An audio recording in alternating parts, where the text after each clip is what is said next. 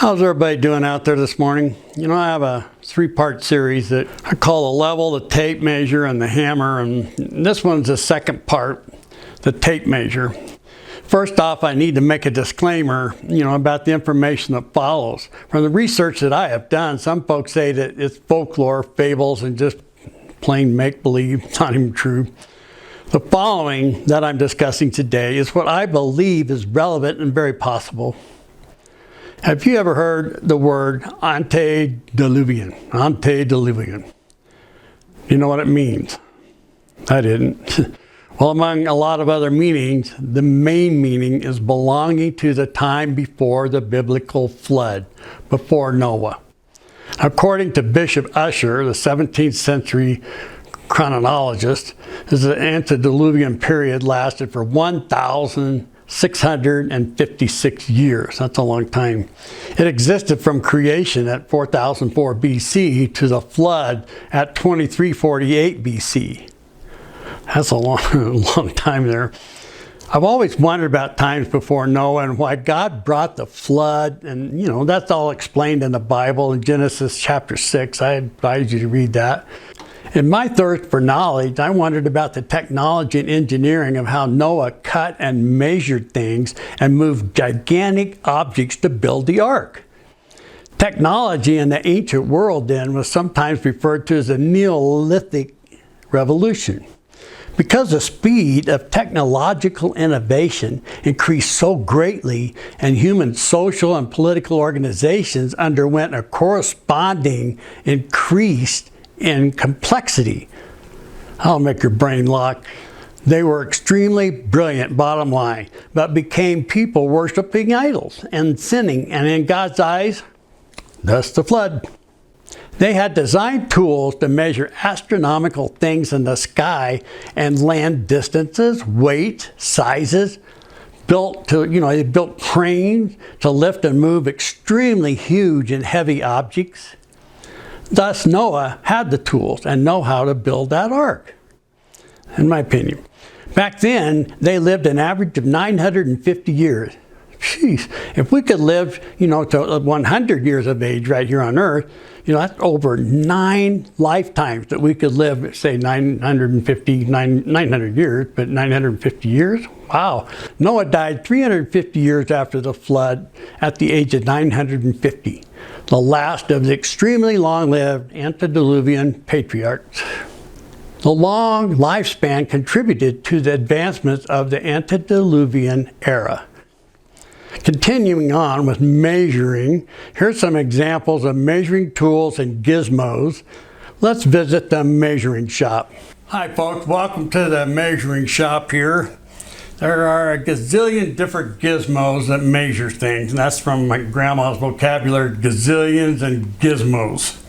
First slide you're about to see right now is about the ancient and even today's measuring devices that they used to use. The hand size for standard measurements is 4 inches. For example, they still use this measurement to this very day. A horse's height is referred to hands. A 14-hand high horse is 56 inches from the ground to the withers. What's withers? I didn't even know what it was. I'm some kind of a cowboy, aren't I? That's just behind the horse's shoulders. The cubit is 18 inches. That's another thing that I just kind of went crazy on here, because this is average people, average humans. I'm exactly 18 inches, and they use this method in building the ark in places at times.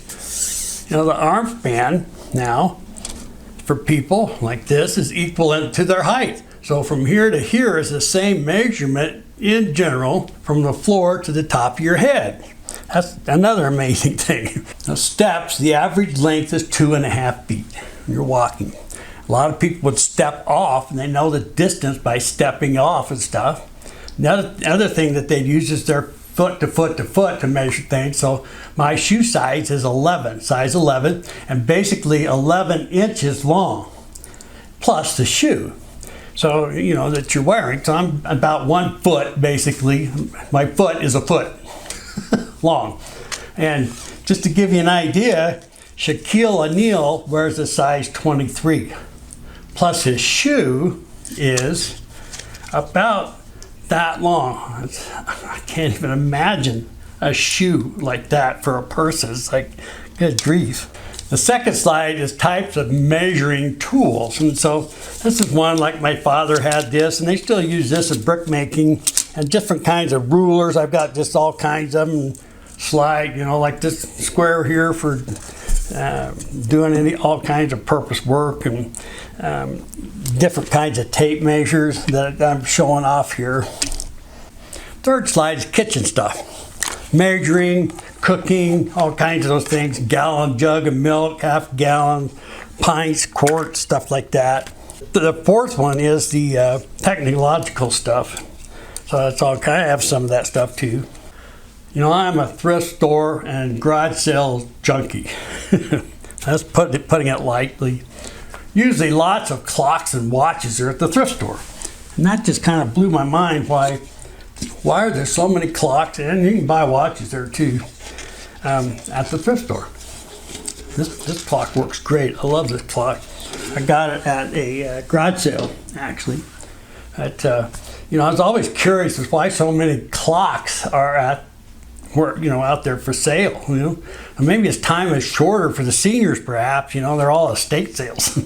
And I'm a senior here. So 2 Peter 3:8 says here, "But beloved, be not ignorant of this one thing, that one day is with the Lord as 1,000 years, and 1,000 years as one day." And that, basically time frames and things like that.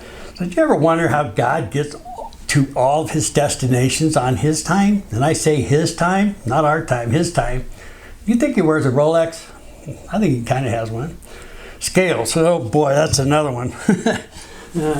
I have this beauty right here, scale, that I got at Goodwill. And because I was trying to lose weight, I didn't have any scales, so now I've got 3 of them. So I just was wondering, why are there so many scales? There's a lot of scales there at these places, the thrift stores. And I know why now. Because they lie. People get rid of them because they lie all the time. It never fails. You're trying to lose weight. The next day you weigh 2 more pounds than you did the day before. They just lie. That's it, folks.